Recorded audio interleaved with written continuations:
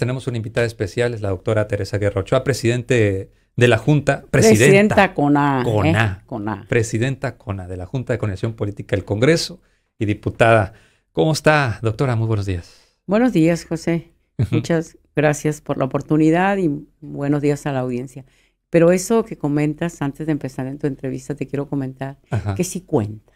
Y lo dije yo en el primer posicionamiento que fijamos. Sabes que cuando yo fui diputada en la 56 legislatura, pedí mucho que la identificación que nos entregan en el Congreso dijera diputada, y se me negó.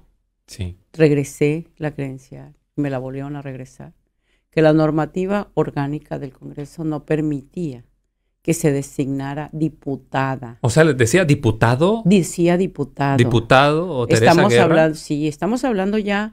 Yo fui diputada, diputada, pero ellos querían que dijera diputado del 1998 a 2001. Entonces, historia se tiene que contar, porque deben de saber las niñas, las jóvenes, que sí ha costado, así como costó. Hoy hemos naturalizado, las mujeres votan. Por cierto, estamos por celebrar un aniversario más del sufragio para las mujeres en México, que también costó. Entonces, realmente llegar a eso, a que te puedan nombrar, no hace mucho, una líder camaral, no voy a decir nombres, pero me dijo, oye, me dicen mis socios de la directiva que debe ser presidente. Presidente, así le digo. Entonces le dije yo, no, te van a decir presidenta. No que la gramática, o sea, sí cuenta. Sí cuenta, por lo tanto, soy diputada, presidenta de la Junta de Coordinación Política. Gracias. Porque, doctora presidenta de la Jucopo, me han corregido ahí nuestros radioescuchas que no le digas presidenta a Claudia Sheinbaum, me dicen. No. Es presidente. Y me regañan tanto. Yo le digo presidenta. No, mira, es que es un tema de invisibilizar. O sea, el tema de las mujeres. Si nosotros analizamos la historia, las mujeres estuvieron invisibilizadas y no lo veamos solamente en la política. Hay historias reales de todos los esfuerzos que las mujeres tuvieron que hacer para entrar a las universidades. Creo que incluso recuerdo haber visto una película de una jurista en los Estados Unidos que llega precisamente a ser ministra allá en la corte. Todo lo que batalló, no se le permitía. Es más, en la Ley Federal del Trabajo, en México, en 1931, se estableció que para poder trabajar la mujer necesitaba el permiso del esposo por escrito. Para poder llegar, entonces, para poder arribar a un cargo sindical, si quería, también ocupaba el permiso por escrito. Entonces, las mujeres fueron invisibilizadas de muchos espacios, fueron excluidas en aulas universitarias. No se podía ingresar. Entonces, debe nombrarse, porque lo que no se nombra no existe, como dijo la presidenta. Exacto. Es la primera ocasión que en México llega una mujer de presidenta. ¿A poco eso no nos dice algo? Que hubo 65 mandatarios antes que ella, que México tuvo la primera constitución en 1824, que desde entonces estableció el derecho a votar y ser votados de los varones, y que tuvieron que pasar casi 150 años para que por primera ocasión llegaran mujeres al Congreso de la Unión y se estableciera en el artículo 34 el derecho de las mujeres a ser votadas y de votar. Nos debe decir algo. Entonces, estamos hablando de que hoy sí estamos empujando con fuerza a las mujeres, pero se debe nombrar. Entonces, no tengamos temor, se debe nombrar, porque así como históricamente, cuando hablamos a veces de los derechos del hombre, creemos que ahí va implícito también los de las mujeres. Incluso en la Declaración Universal de Derechos Humanos, o más bien cuando se hace la Revolución Francesa, se decía eso, que eran los derechos del hombre, y ahí iban incluidas las mujeres, pero realmente no estaban incluidas. Ha sido todo un peregrinar, pero luego seguimos platicando de todo esto. Y tú sabes que he sido una apasionada feminista, defensora de los derechos de las mujeres. Y antes de arribar a esta temática, como presidente de la Junta de Coordinación Política, fui una activista que tomó calles, que luchó para que las mujeres llegaran. Y es más, siempre me decían, y Tere Guerra, y yo decía, no, yo empujo desde acá, pero ahora no, también desde los cargos públicos. Y ahora le toca estar en el Congreso de local de nueva cuenta como diputada. Doctora, pues tienen una mayoría gigantesca, una mayoría en la cual ustedes pueden hacer y deshacer ahí en el Congreso, tienen una gran responsabilidad. Sé que es lo que quiso el pueblo, porque así lo eligió en las elecciones pasadas. 24 diputados de Morena va a estar coordinando y 6 del Verde que van a ser aliados, uno más del PT, estamos hablando de 31. Sí, 31. ¿Cuál es la agenda? Pues mucha agenda, por cierto, que hoy se presenta. Y en este tema de mujeres, por ejemplo, traemos mucha agenda. Acuérdate que se dieron pasos, yo fui secretaria de las mujeres, se dieron pasos en el tema del agresor sale de casa. Sabemos que es el delito que más ha crecido, el tema de la violencia contra las mujeres en el ámbito del hogar, pero hay que generarle más asideros, por lo tanto vamos por reformas en materia penal para fortalecer como medida cautelar la expulsión de los agresores, independientemente de que sean propietarios o no de las viviendas, independientemente de que en el contrato de arrendamiento ya sean los titulares. Es un derecho y es una medida cautelar la expulsión de agresores. Es un derecho para las mujeres. No solamente eso. Hubo avances con el gobierno del doctor Roche, en el periodo que estuve como secretaria de las mujeres, para que el tema de igualdad en materia de trabajo también se caminara. Pero todavía subsiste, no solo en Sinaloa, sino en el país y en el mundo, una brecha de desigualdad. Porque el hecho de que las mujeres realicen labores de cuidado de infancias, de enfermos, de ancianos, hace que en muchos puestos directivos de primer nivel, cuando se trata de ofertar gerencias, dicen, no, pero mira, es que si se embaraza, no, mira, pero es que si los niños van a la escuela y pasa algo, ¿quién va a distraerse? Entonces, la labor de cuidado, la doble jornada de las mujeres, las cargas, estas tareas de cuidado, han mermado en materia de ascensos laborales.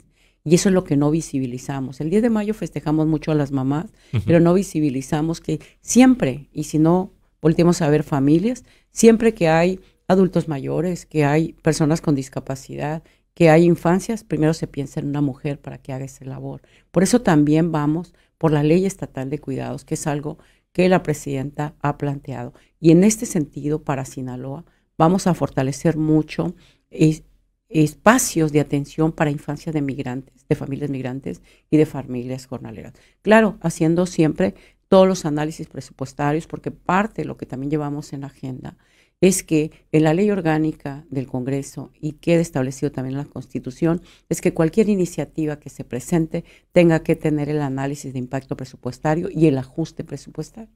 Conocemos muchas leyes que se aprueban y luego dicen, es que no se nos dieron recursos. Vamos también por fortalecer fiscalías especializadas con perspectiva de género, pero no solo fiscalías, juzgados. La reforma judicial tiene que tener también un enfoque de género. La justicia, sabemos muchas mujeres que son violentadas en el ámbito del hogar, ni siquiera van y denuncian a veces al Ministerio Público, pero sí van y presentan un divorcio y donde argumentan que fueron violentadas y por eso se quieren separar, piden custodia, piden alimentos y a veces también hacen una carpeta de investigación. ¿Cuántos años tardan? Todo esto vamos a tratar de hacer procesos más ágiles, pero no solamente en eso traemos agenda para modernizar el quehacer del Congreso. Como lo dijimos, vamos en mucho por un parlamento abierto, un parlamento ciudadano. En Sinaloa hay algo que es de avanzada y que a veces no aquilatamos suficiente, que es el hecho de que las y los ciudadanos pueden presentar iniciativas. Pero estoy segura que muchas y muchos no se sienten capacitados para elaborar una iniciativa de reforma. En el Congreso habrá, y eso va como una iniciativa para reformar la ley orgánica, una oficina de asesoría parlamentaria no solo para diputadas y diputados, es para ciudadanía. Porque si tenemos esa iniciativa popular, debe haber quien asesore no solamente a ciudadanas en lo individual, también a asociaciones civiles. No significa que todo lo que ahí les asesoremos lo vamos a aprobar, porque eso requiere también un proceso legislativo, una votación, pero siempre habrá apoyo. Y vamos también por mucho territorio. Ya lo han estado viendo. Tenemos apenas escasamente una semana, es más, el jueves pasado fue la primera sesión de trabajo. Tuvimos primero la toma de protesta el lunes, la instalación del Congreso, eligiendo la mesa directiva, que también hay que destacar varias cosas. No solamente tenemos presidenta en la Junta de Coordinación Política, tenemos presidente en la mesa directiva y por primera ocasión en el Congreso llega como secretaria general una mujer. Entonces, hay fuerza de mujer, hay liderazgo de mujer, hay capacidad de las mujeres. Entonces, eso se ve, pero además una agenda con territorio. Estamos atendiendo, sin desatender toda nuestra agenda legislativa. Hoy tenemos bastante atareada la mañana, pero hemos tenido agenda. Tuvimos reunión, los integrantes de la Junta de Coordinación Política con el secretario de Seguridad, invitamos sectores productivos, estuvimos el lunes ahí.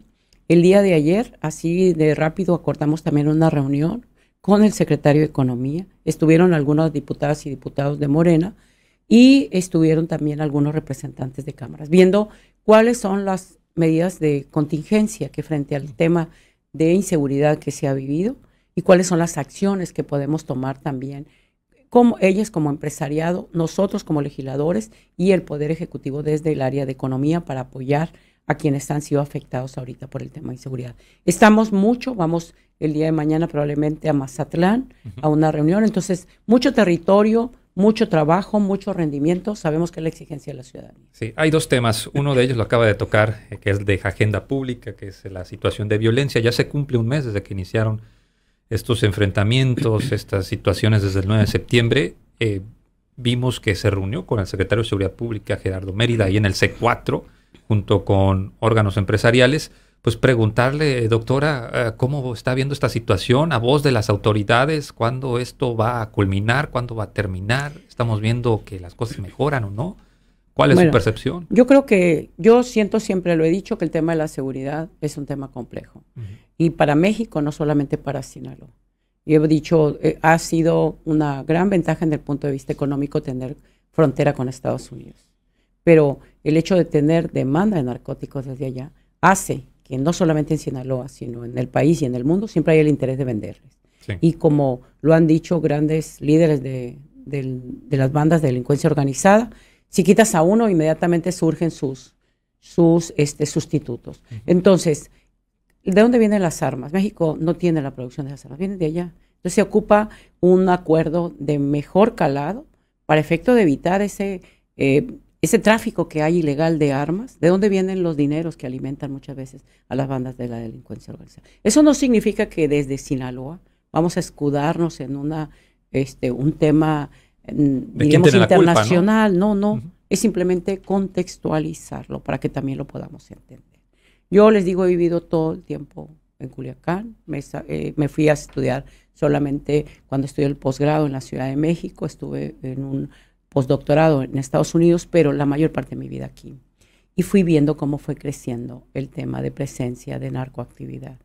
Y si por omisiones del pasado, y si tú quieres, a lo mejor en lo que respecta a efectos, quizá la sociedad le ha exigido, o le exigió en su momento al presidente López Obrador, pues más rudeza. Y quizá era una exigencia cuando él decía abrazos, no balazos. Sin embargo, él traía una política, y lo pongo también sobre la mesa, es cómo atacamos las causas.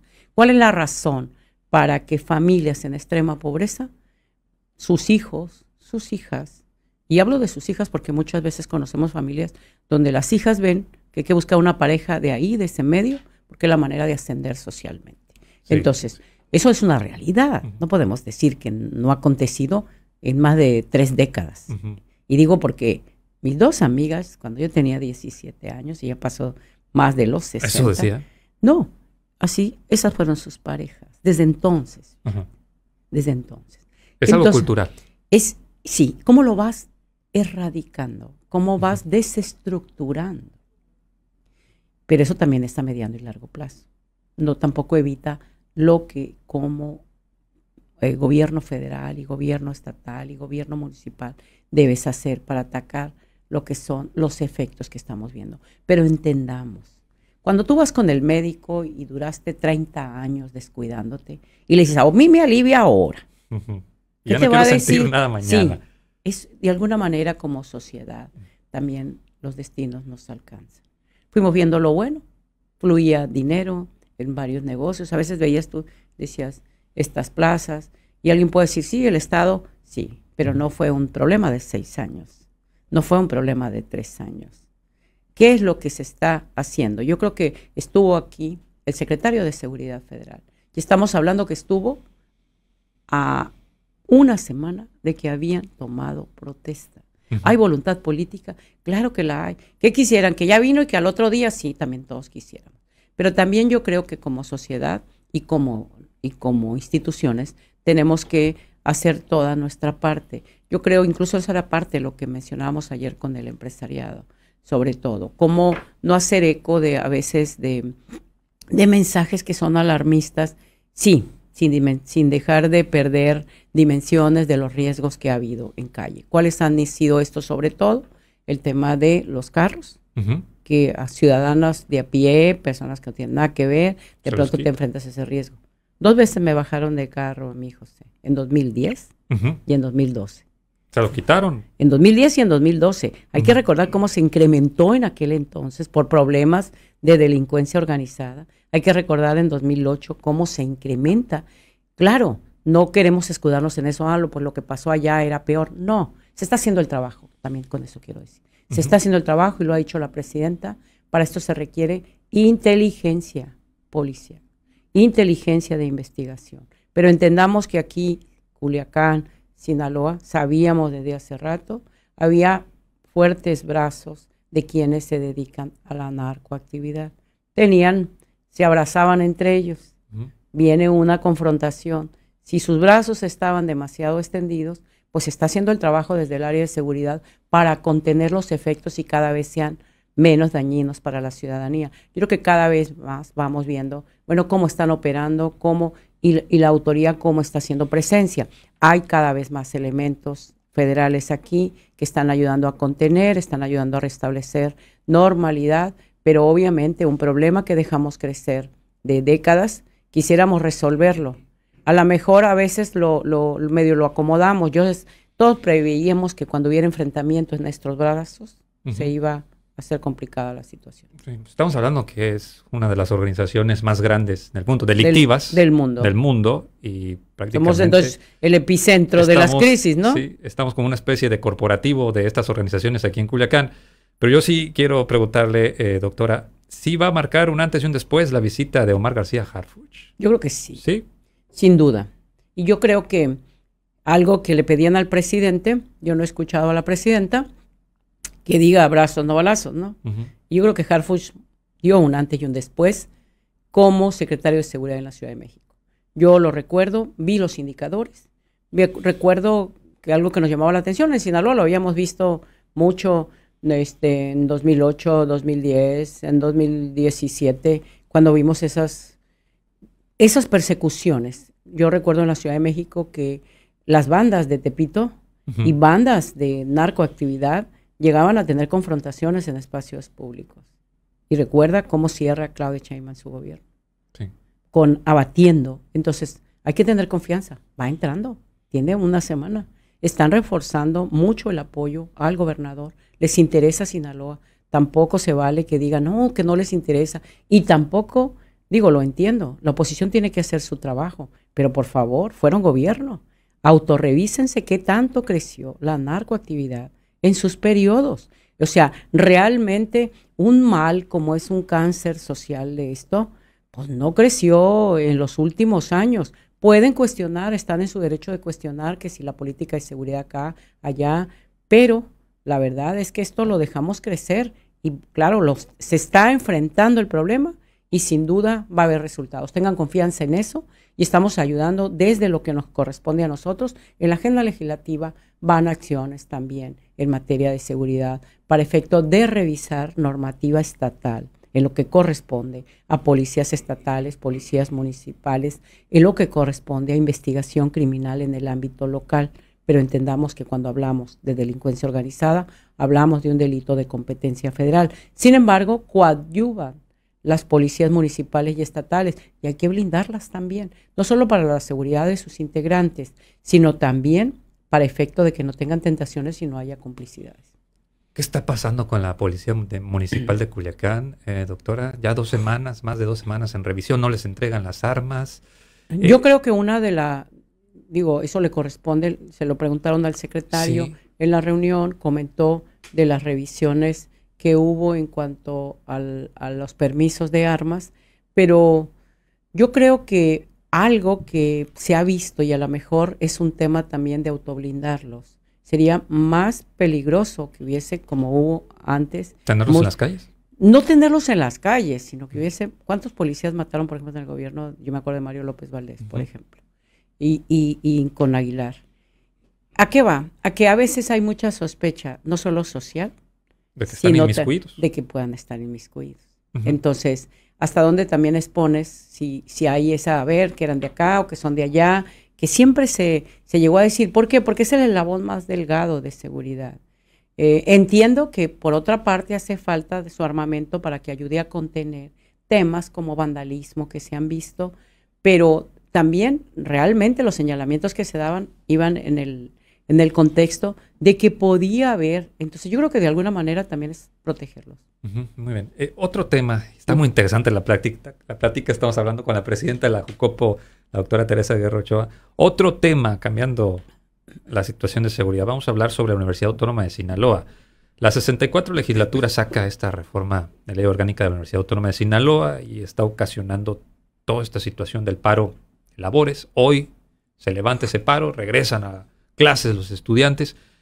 No sé cuál fue la negociación en la Secretaría de Gobernación, pero yo sí le quiero preguntar, doctora, si esta legislatura va a estar interviniendo en estas mesas de diálogo o se va a arreglar el asunto de la UAS con Secretaría General de Gobierno. No, de alguna manera nos va a inmiscuir. Ajá. En principio porque seguramente, bueno, más bien ya, ellos han estado promoviendo amparos contra la reforma que se hizo por la 64 legislatura. Y eso es amparo contra el Congreso, porque aun cuando haya cambiado legislatura, la institución es el Congreso del Estado. Sí. Y además de eso, pues amparos contra el Poder Ejecutivo, porque es quien publica la normativa. Entonces, cuando menos en términos legales nos vamos a inmiscuir.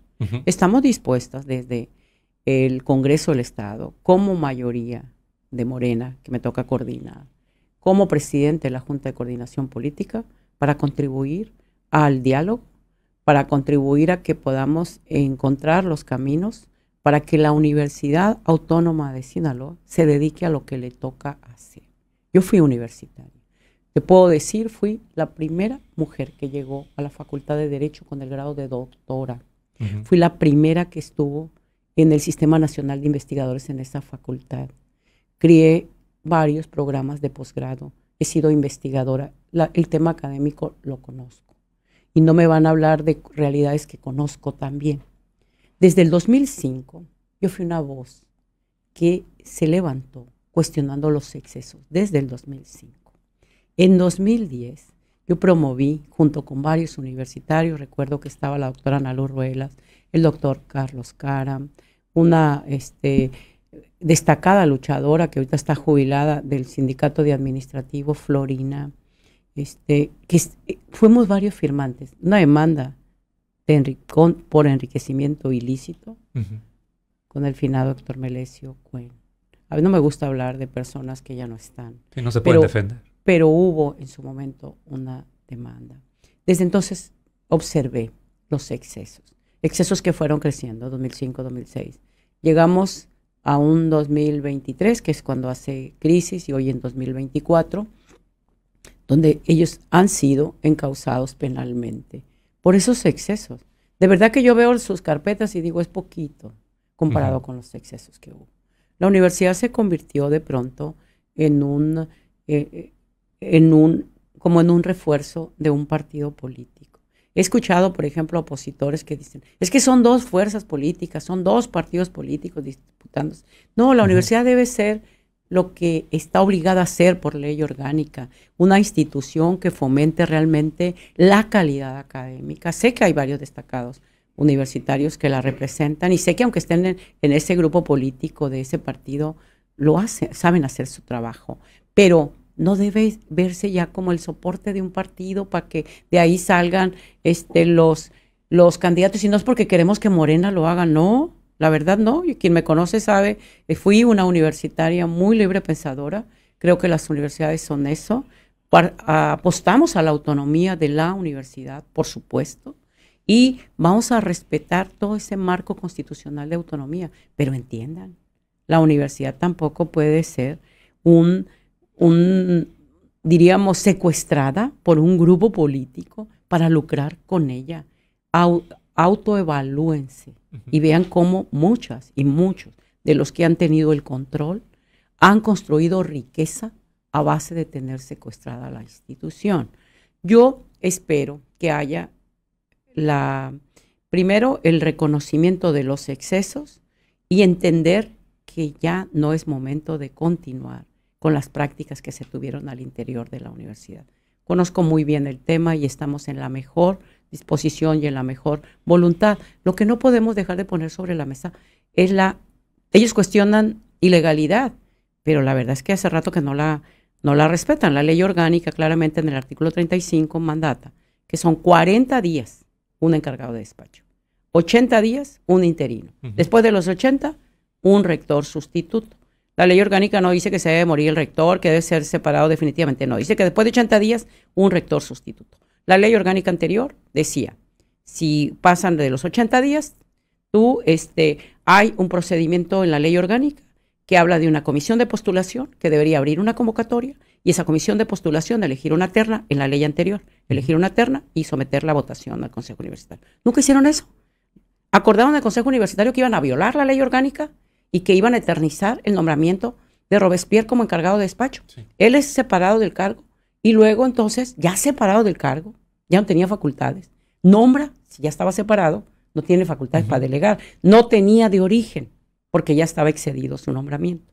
Entonces, sentémonos en la mesa y aquí, dice el dicho, entre gitanos no leemos las cartas, conocemos bien la temática de la universidad, pero tenemos toda la voluntad política para construir acuerdos y para que la universidad recupere su esencia, que es la enseñanza, la investigación, la divulgación de la cultura, en un ambiente de pluralidad, de respeto, de tolerancia a la diversidad de ideas, de inclusión de quienes no piensan igual que quienes hoy la controlan, la institución. ¿Se tienen que ir a elecciones, diputada, el próximo mes? Se tienen que ir a elecciones, según lo que se mandata la ley orgánica, pero no es renovación según la ley orgánica, según cómo quedó, no es que todo el Consejo Universitario, ahí claramente se establece que ¿quiénes integran el Consejo Universitario? Bueno, los directores de planteles, de unidades académicas. Si su periodo es vigente, ellos no tendrían por qué reelegirse, pero hay un adicional que son un estudiante más por cada plantel. Los que tengan vigente el nombramiento no tendrían por qué renovarse, no hubo una aplicación retroactiva de que todo el Consejo Universitario se renueva, se respetó los nombramientos. Entonces, toda la parte nueva que se adicionó, como es en este caso un estudiante más, pues sí tendrían que elegirse.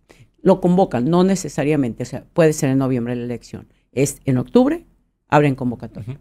Muy bien. Pues, diputada, es un gusto tenerla aquí en los micrófonos de Luz Noticias. Está muy interesante la plática de la agenda pública del estado de Sinaloa, pero por cuestiones de tiempo, pues tenemos que pararle ahí un rato. Yo me fui de largo. Muchísimas gracias por el espacio. No, gracias. Es la presidenta de la Junta de Coordinación Política del Congreso del Estado, la doctora Teresa Guerra Ochoa.